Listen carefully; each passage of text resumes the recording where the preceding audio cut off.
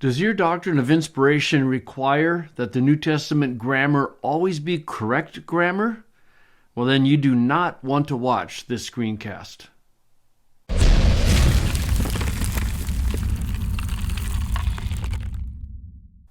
One of the things that 1 Timothy 1:3 illustrates is that inspiration does not require that the grammar be correct. Now, you could go to a book like Revelation where the grammar is just really wrong. But John was in an ecstatic state, and there may be a point in the grammar being incorrect. But even outside of apocalyptic literature, what you'll find is that the grammar is not always correct. But that should not affect your view of inspiration. Inspiration does not cover a person's grammar.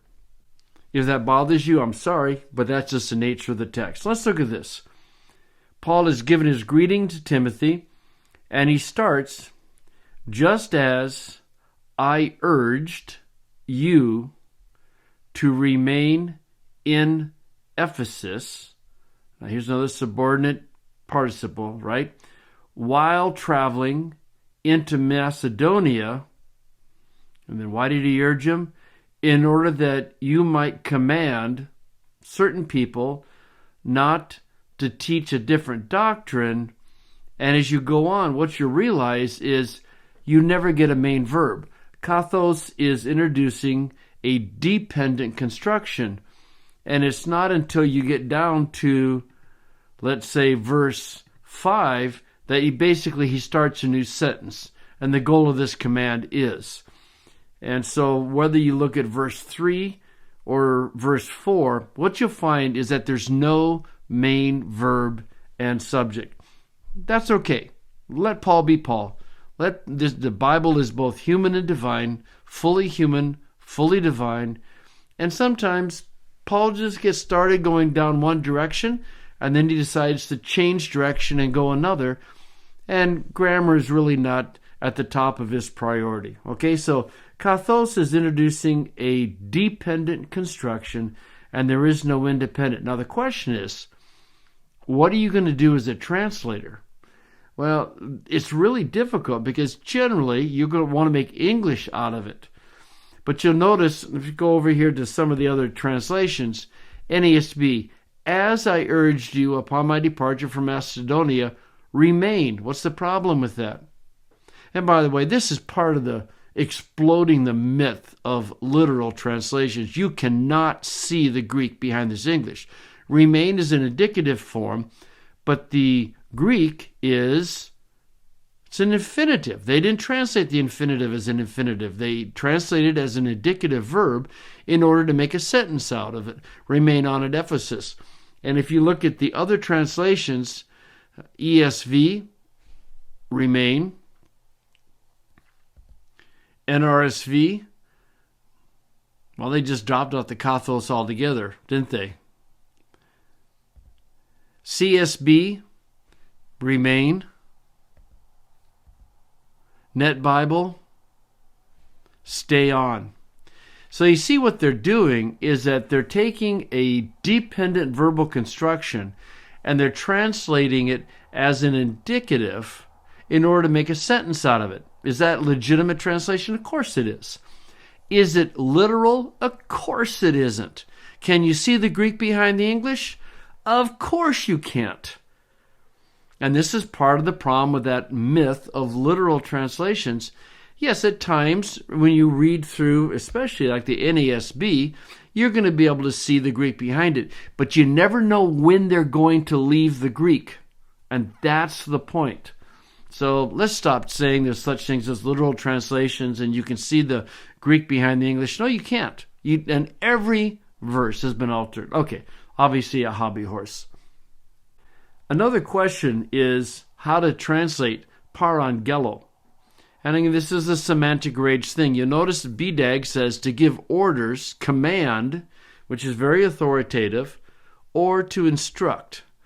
And this is one of the interesting things about the pastorals. When Paul's instructions are gentle, you can pretty much assume that he's giving instructions to Timothy about how to treat the church in general. But when they are strong, when it's a command, you can assume that Paul is giving Timothy instructions on how to deal with the false teachers. Because in the first paragraph, or second paragraph actually, of 1 Timothy, you're dealing with the false teachers, it probably should be translated to command, not to instruct. He never instructs the false teachers. He commands the false teachers. He instructs the church. So anyway, one of the interesting questions on this verse, by the way, is this historical background. When was Paul traveling to Macedonia and Timothy was in Ephesus? Well, this is part of the reason why most people put the pastorals after the imprisonment in Acts 28. But that's a whole nother topic. Let's go ahead and phrase this and kind of see some interesting little things. So it's just as I encourage you to do what? Well, I encourage you to remain in Ephesus. Where are you going to put the participle? Well, it's telling you when he encouraged him. While traveling to Macedonia. And then where are you going to put the hina? Well, it certainly is the reason for the encouragement. So this is a pretty straightforward phrasing. Just as I encourage you, three things. I encourage you to remain in Ephesus. I encourage you while traveling to Macedonia. And I encourage you in order that you might command certain people. Command them what? Not to teach a different doctrine. By the way, Greeks can do what Germans can do. They can make up words. So you have heteros and didaskaleo, a word that doesn't occur in the New Testament, and to teach something is different. Now, in ancient Greek, heteros had a very specific meaning. It meant another of a different kind. Allos was a different of the same kind. And a lot of these kinds of fine distinctions have been lost in New Testament Greek. But when Paul makes up a word, usually the classical nuance of the word is coming through. And the only way to know that is for sure is to check the context. But the false teachers, as you look at pastorals, are teaching, they're teaching something that's essentially different. So that's probably why Paul made up this word with heteros and not allos. They're not teaching another gospel as if there is another gospel. They're teaching something that's fundamentally different from the gospel. And so Paul's letting Timothy and the readers know right up front that's the case.